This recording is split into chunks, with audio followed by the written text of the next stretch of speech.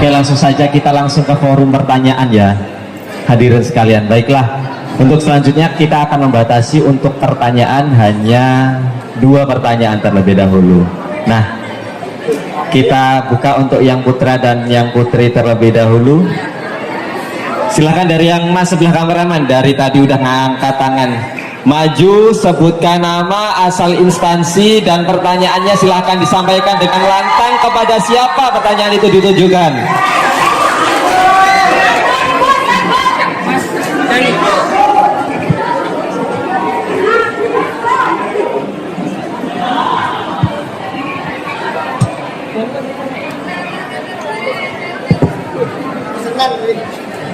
Oke. Assalamualaikum warahmatullahi wabarakatuh. Perkenalkan, nama saya Ando. Saya dari masyarakat sipil.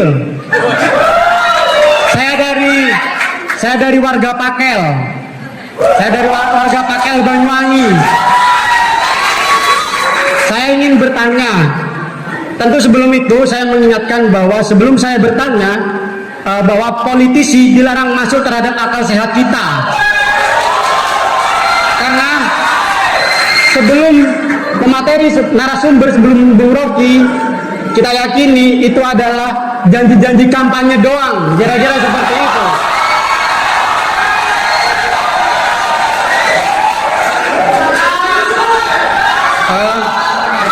Bung Rocky, saya ingin bertanya, apa saran Anda terhadap pola perubahan tentu yang dibuat oleh mahasiswa maupun rakyat terhadap Indonesia? Tentu koalisi perubahan nggak masuk. Hanya ada dua, reformiskah atau revolusikah? Yang pertama itu. Yang kedua, berbicara mahasiswa, maka itu tidak lepas berbicara tentang tanggung jawab mahasiswa terhadap sosialnya. Kira-kira seperti itu. Saya ingin mendengar pendapat Anda, bagaimana pendapat Bung Rocky terhadap persoalan negara yang hari ini menindas rakyatnya. Karena di momentum pemilu, persoalan akar rumput itu hanya dijadikan sebagai akumulasi batu kelas pijak karir. Setiap 5 tahun sekali, isu-isu akar rumput itu selalu dinaikkan dan itu dijadikan batu pijak kelas karir. Itu catatannya. Pertanyaan pertama, revolusikah, reformiskah? Yang kedua, bagaimana tanggapan Anda terhadap negara yang selama ini menindas rakyatnya? Apakah kita sebagai pemuda masih harus mempercayai adanya negara kira-kira?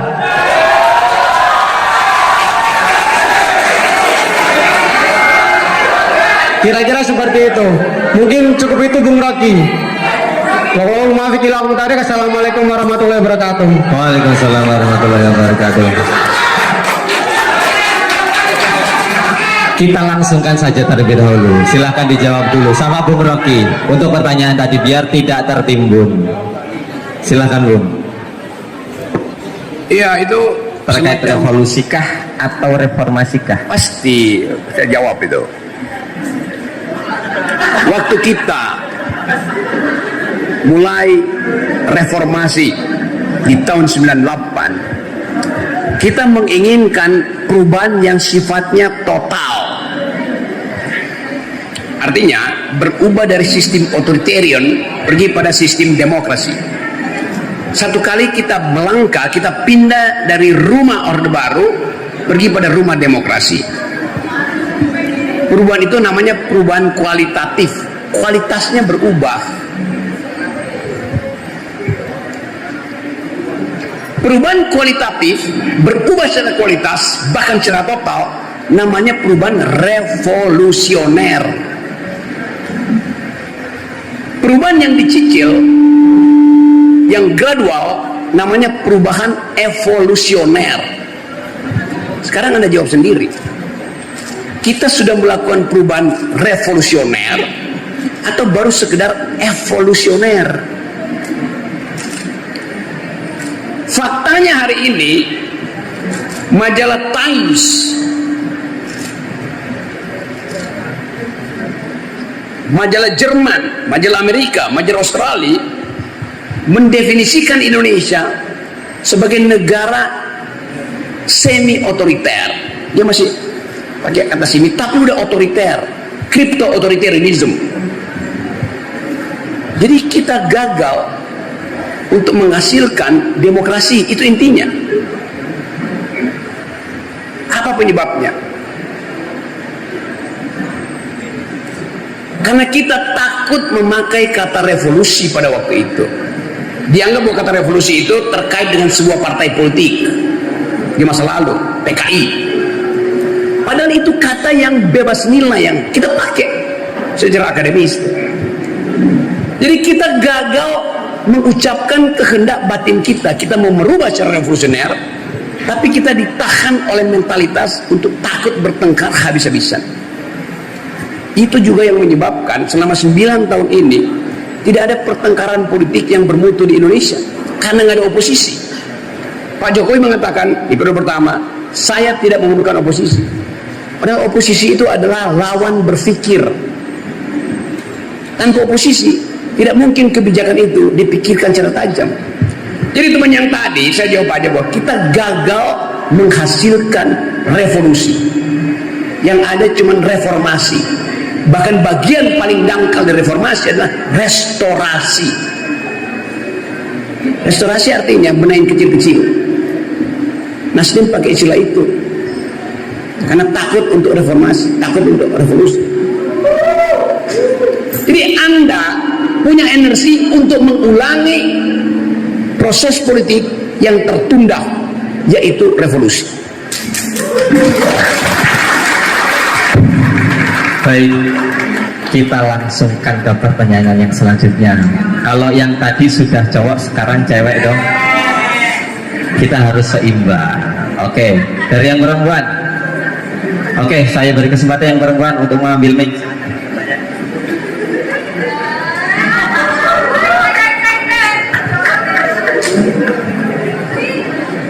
Selamat sore. Assalamualaikum warahmatullahi wabarakatuh. Perkenalkan, saya Litalia Putri sebagai masyarakat sipil dari Muncar, kebetulan dari komunitas Daras Filsafat. Di sini saya juga ingin bertanya kepada Bung Rocky terkait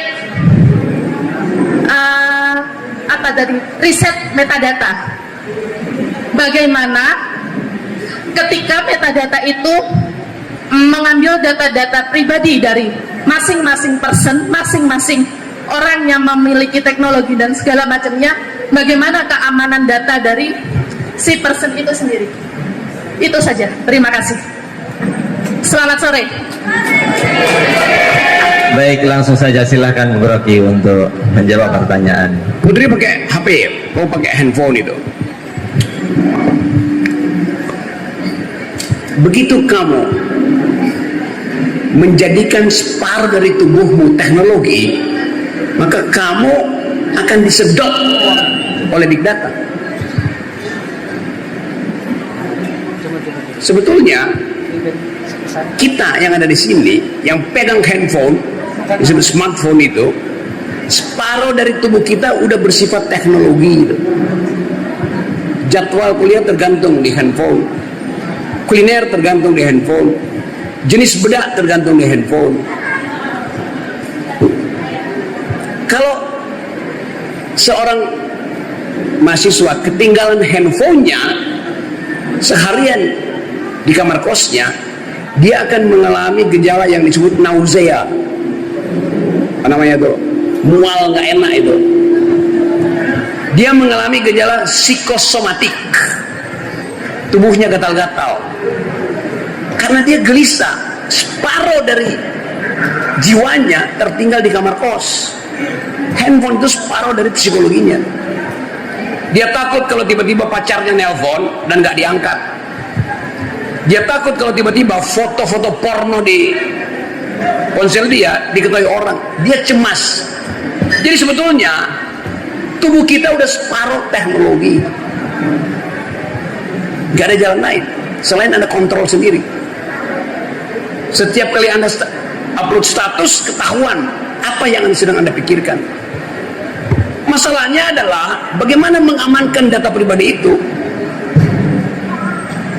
Yang nggak ada data pribadi, ketika Anda upload maka data itu jadi data publik. Itu konsekuensinya. Jadi hiduplah dalam keadaan bahwa separuh dari tubuhmu, separuh dari batinmu, separuh dari psikologimu adalah bagian yang diincar oleh big data. Itu aja.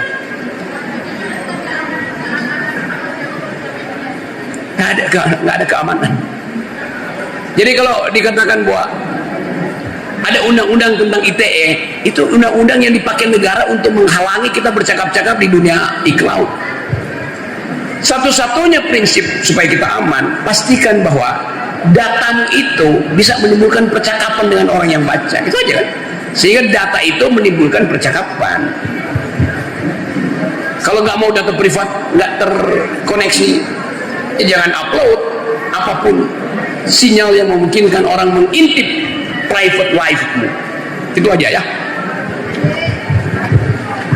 Baik, terima kasih kepada Bung Rocky dari jawaban pertanyaan peserta. Kita batasi satu lagi pertanyaan ya. Oke.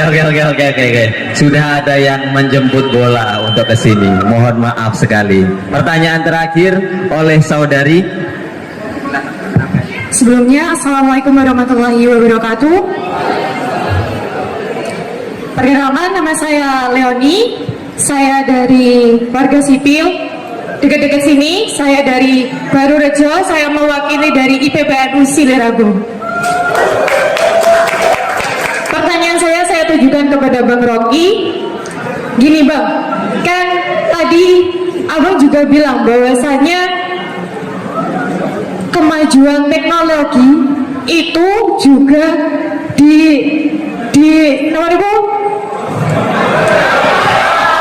maaf grogi, saya terlalu grogi karena banyak orang-orang penting di sini. Pemanfaatan kemajuan teknologi itu bisa mendahului kemajuan biologis. Jadi otomatis secara tidak langsung berarti kedepannya nanti tantangan kita bukan lagi manusia saja, tapi juga AI. Betul gitu. Nah, kan sekarang ini momennya momen pemilu nih. Berarti kita memilih bukan hanya presiden yang di situ cerdik dalam berpikir saja, tapi bagaimana presiden dan wakil presidennya itu juga cerdik dalam teknologi, sehingga kemampuan biologis tidak terkalahkan oleh kemampuan teknologi. Nah, pertanyaannya Bang, bagaimana saran kita agar melihat para capres, baik itu Pak Ganjar ataupun Pak Prabowo ataupun Pak Anies niku pripun, karena nanti kedepannya tantangan kita adalah AI, bukan lagi manusia saja gitu. Terima kasih. Wassalamualaikum warahmatullahi wabarakatuh. Ini contoh bagaimana dia mengikuti jalan pikiran saya, lalu dia bantah itu, dia interupsi itu. Artinya dia fokus pada apa yang saya uraikan.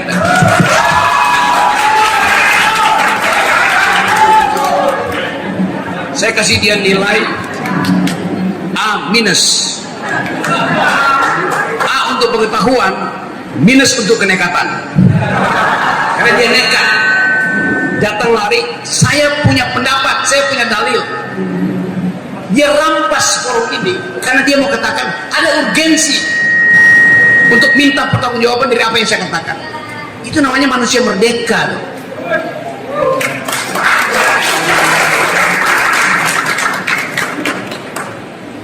Saya ingin kamu jadi Bupati Banyuwangi.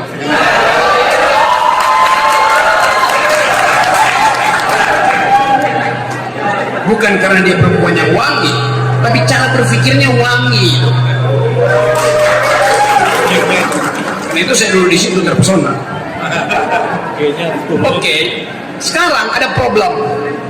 Kalau artificial intelligence, kalau teknologi komunikasi digital sudah mampu menjangkau seluruh rakyat Indonesia, bahkan di dalam riset Indonesia itu rata-rata punya 2 handphone.